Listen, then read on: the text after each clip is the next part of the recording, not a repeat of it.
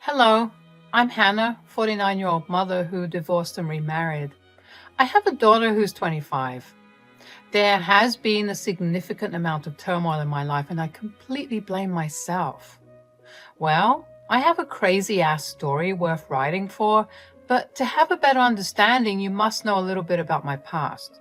So, I always had a rough patch with my husband and children. We had lost interest in our lives. We were dating not for long when I got pregnant, and then we had to kind of get married. Liz was only 7 when she witnessed the first proper fight between us. Vicky, though he possessed a good heart, struggled with being a neglectful father. He often prioritized his work and personal interests over spending time with our child. I, on the other hand, became an overprotective mother, constantly worrying about my child's safety and well-being. Our differing approaches caused tension to grow between us, and it seemed like we were slowly drifting apart. As the days turned into weeks and the weeks into months, our struggles intensified. We would have heated arguments about our parenting styles, each of us stubbornly holding on to our own beliefs. Vicky believed that giving Liz more independence would allow them to grow and learn on their own, while I feared that her safety might be compromised if I let go of the reins. The strain of our disagreements extended beyond parenting, infiltrating other aspects of our relationship. We became distant, spending more time apart than together. Our once frequent laughter and shared adventures were replaced with silence and strained conversations. I even tried to talk it out with Vicky. Vicky, we can't keep going on like this. Our marriage is falling apart, and it's breaking my heart. I want to fix things, but it feels like you're intentionally pushing me away. Hannah, I just don't have the energy for this right now. Can't we talk about it later? I've had a long day. Later? It's always later with you, Vicky. We've been pushing our problems aside for far too long. We need to address them and face them head on, or else our marriage won't survive. I'm not being negligent, Hannah. I'm just trying to cope with everything that's going on in my life. I can't be expected to fix everything at once. I understand that life gets overwhelming, Vicky, but we're a team. We promise to support each other through thick and thin. Lately, it feels like I'm the only one fighting for us. Vicky stops pacing and sits down opposite me, his expression guarded. Look, Hannah, I never wanted things to turn out this way, but I feel suffocated, trapped. I need some space to figure things out on my own. Space? Vicky, we're already drifting apart. How much more space do you need? We should be finding ways to bring us closer, not push each other away. I don't know what you want from me, Hannah. I'm doing the best I can under the circumstances. Can't you see that? I just want you to fight for us. I want you to show me that our love still matters to you. It's not just about the circumstances. It's about our commitment to each other. It would slowly extend and exaggerate to an actual fight. It was becoming a habit to the point I could even detect a pattern. Our daughter Liz was going through a difficult phase in her life. She had grown tired and indifferent towards our constant fighting. Liz was a thoughtful and introspective young girl, wise beyond her years. At least that was the impression that I got from her initially. While she understood that conflicts were a part of life, she found herself exhausted by the ongoing battles that we were having. As the arguments escalated, Liz's spirit seemed to dim. She carried the weight of our disagreements on her small shoulders, feeling the emotional strain that it placed on her family. Her once vibrant personality turned subdued, and her enthusiasm for life began to wane. She would give monosyllabic replies and sometimes not even eat dinner with us. After a few years, Vicky and I separated. Liz was just 15. I felt so terrible. She had to deal with our mess through her important phase. She would often avoid facing me, sometimes even skipping school. I used to work 2 different jobs at the time, ever since my child was born, to support our finances. I had to go very early and then come home really late. After Vicky left, things became much worse. Hey, Liz, how was your day? It was fine. Liz, can we talk? I feel like we haven't had a conversation in a while. I don't feel like talking, Mom. I understand that you might not be in the mood, but communication is important, especially after everything that's happened. We can't just stay silent forever. I know, Mom. It's just hard for me, okay? Talking feels awkward. I get it, Liz. It's been tough since your dad and I got divorced, and we all have different ways of dealing with it. But we're a family, and we need to support each other. We can't let silence drive us apart. I know I've been distant lately, but it's not because I don't care. It's just everything feels different now Dad is not here. I miss him. Change can be scary, especially when it's something as significant as a divorce. But remember, Liz, we're still a family, even if it looks a little different now. We can create new traditions, new memories, and talking is an essential part of that. I guess I just don't know what to say or how to start. We don't have to force a conversation, but we can start small. Tell me one thing about your day, no matter how trivial it may seem. Well, I made a new friend at school today. Her name's Emily. That's great, Liz. Tell me more about Emily. What do you like about her? She's really funny, and we both like drawing. We exchanged sketchbooks, and it was cool to see her artwork.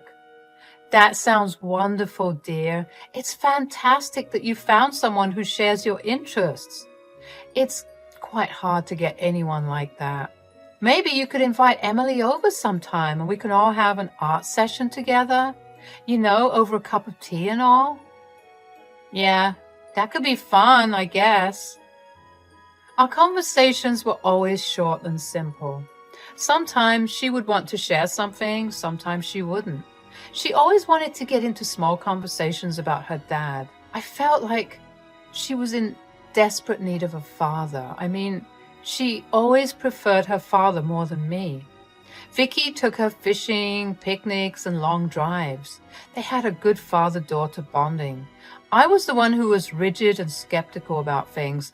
I didn't want to join them since Vicky never really talked to me. He interacted with our daughter, asked her how she is and all, but then that's it. She sometimes wants to meet him, but I don't allow it. I was always scared that Vicky would take my daughter away from me. I understand I was not able to properly give her constant support, but it is just because I wanted her to go to her dream college. Her dream college was Ivy League. She always wanted to get into that college ever since she saw her aunt's elder daughter and brothers trying for the college. The only drawback was it costs a lot of money, and I wouldn't be able to afford it if I don't get my head deep in work. One summer, she went with her dad to the lake for camping. I was alone, and that is the time I met Jonathan. He was a car mechanic. One sunny afternoon, as I was strolling through town, I noticed a small auto repair shop nestled in a corner. Curiosity got the better of me, and I decided to step inside.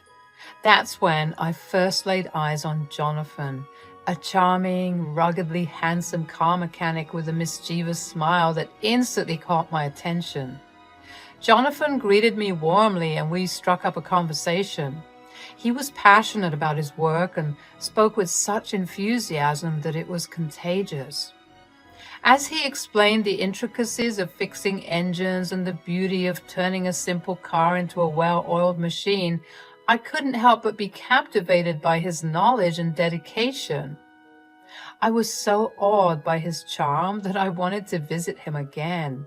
I intentionally got my car to act funny so that I could ask him for help. Hey there, can I help you with something? I gave Jonathan a quick once-over, my eyes lingering on his rugged charm. I hope so. I've been having some trouble with my car, and I know you're the best mechanic in town. Well, they aren't wrong. I'll do my best to live up to the reputation. So what seems to be the problem? It's making this weird noise when I start it. I don't know much about cars, but it doesn't sound right. Ah, the mysterious noise.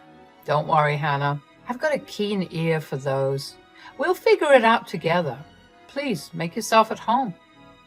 Thank you, Jonathan. It's been a tough week, and I'm glad I found someone like you who knows what they're doing. I understand what it's like to go through tough times. Life has a way of throwing unexpected curveballs at us, right? Really? Do you mind sharing? Jonathan leans against a workbench, thoughtful for a moment before responding. Well, I went through a difficult divorce a few years ago. It was a challenging time, but it also taught me a lot about resilience and finding joy in the little things, like fixing cars. I can relate. Divorce is never easy, but it's a journey that makes us stronger. And I guess in a way, we're both on the path to rebuilding ourselves. We bonded pretty well. I called him for dinner and sometimes went out to take a stroll around the park. When Liz came back, she seemed pretty content. She was very happy, must have had a good time with Dad. When we sat to eat together, she broke the news that Dad got married and is very happy. The stepmother is nice and polite, and she took great care of my dad. I wasn't really unhappy. I was just sad that he gave so much effort into finding another person within a few months of our divorce, but couldn't even make amends to make the current one better. I will never get married. It's not my thing. Then why did you get married to me? It's not like I forced you into it. I gave you a choice. You very well know why. If you weren't pregnant, was that my fault? Is that under my control, Vicky? You were the one who was reckless and stupid. Fine. I have ruined your life. Then why the hell are we still talking, huh? We should split up. You go your way and I go mine. I want you to take some responsibility, Vicky. I understand that this life was our mistake, but we have a child now. Why would you try to run away like this? I mean, how could you even think about it? Liz will be fine with you. The conversation always echoed in my head. As Liz grew up and was preparing for college, I, on the other hand, became a drained old woman. Jonathan would meet me in secret from time to time, but I was too scared to confess this to Liz. What if she reacts badly to this?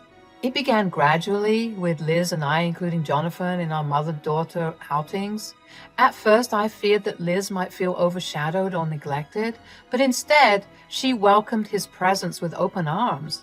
He took the time to understand Liz's interests and hobbies, supporting her in her endeavors with unwavering dedication. Whether it was attending her birthday or teaching her how to ride a motorbike, Jonathan always made Liz feel seen, heard, and loved.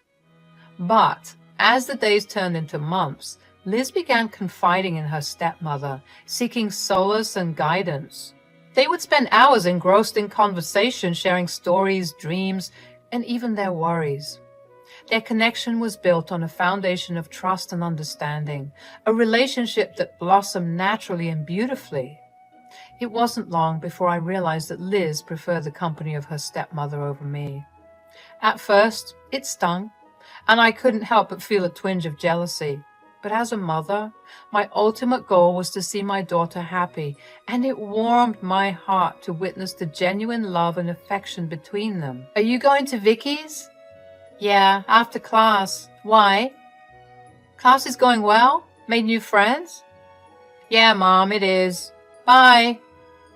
Do you want Jonathan to drop you? No, it's cool. Dad will drop me. He's waiting outside. Okay, bye. It was not like Liz didn't like Jonathan. She was rather conflicted with her life. Her stepmom was probably a nice character. I wouldn't know. I have never seen her. The shock came on me when ultimately she decided to move in with Vicky and his wife. I wanted to stop her, but I couldn't do it. I know many will think she was being ungrateful because I was the one paying her bills for college. My body broke, my shoulders heavy with burden. I felt like I lost my flair for living because I was so hooked on working hard for her. I had to leave one job and even email Vicky that I can't go on like this. If he can contribute to her, That would be good. I have done my part of the bargain. Jonathan spoke of his son a lot. He said that he left after knowing that his mother left him when he was an infant. He probably has never seen his mother's face. Jonathan had burned all her pictures and thought that his son would come to terms with it. But he was misunderstood, and then his son left. Jonathan, is everything okay? You seem a bit off today. Jonathan looks up, his eyes reflecting a mix of sadness and frustration. It's my son, Ethan. He left home last week and I can't help but feel like I've been played for a fool. What happened? Did something go wrong between you two? Jonathan sets down his tools and leans against the workbench, collecting his thoughts. We had always been so close, but lately he's been asking a lot of time about his mother, my ex-wife. She was very childish and loved being pampered. She loved me a lot, as she said, but when she got pregnant, she started suffering from postpartum depression and then became worse. One day, she suddenly left me without a word. Later on, I found out she had settled somewhere else. Ethan was just an infant. I took all his responsibilities myself. Has Ethan given you any reason to believe that he was manipulated? Jonathan's frustration started to seep into his voice. He's been acting differently, echoing his mother's words, questioning my decisions. Kept saying that I'm forcing him to not see his mother, and I am the villain in this relationship. I feel like I've lost my son. I reached out and gently placed a hand on Jonathan's arm, offering comfort. We stood by each other. We were each other's mental and emotional support. I have received a letter from Vicky saying that I should continue paying a bit since he doesn't have his earnings strong. I said yes for the time being, but I don't have the energy to continue 2 jobs like that. A few years later, when I received a call from Liz, she announced to me that she was going to get married. She met this very handsome boy in college who was her senior, and they have been dating ever since. Only recently they decided to tie the knot. I was already hurt about the fact that Liz had completely disregarded me from her life, and now she suddenly informs me that she would be getting married. She said that I was not invited because her stepmother didn't want me to. Vicky might be hurt seeing me so. Jonathan was invited. I was speechless as ever. I was beyond hurt. I was numb. I'm sorry, Mom. This was her part of the decision, and I would visit you with Ethan soon enough. Wait, did you say Ethan? Yes, my fiancé. His name is Ethan. Sorry, I forgot to mention that before. Wait, Liz.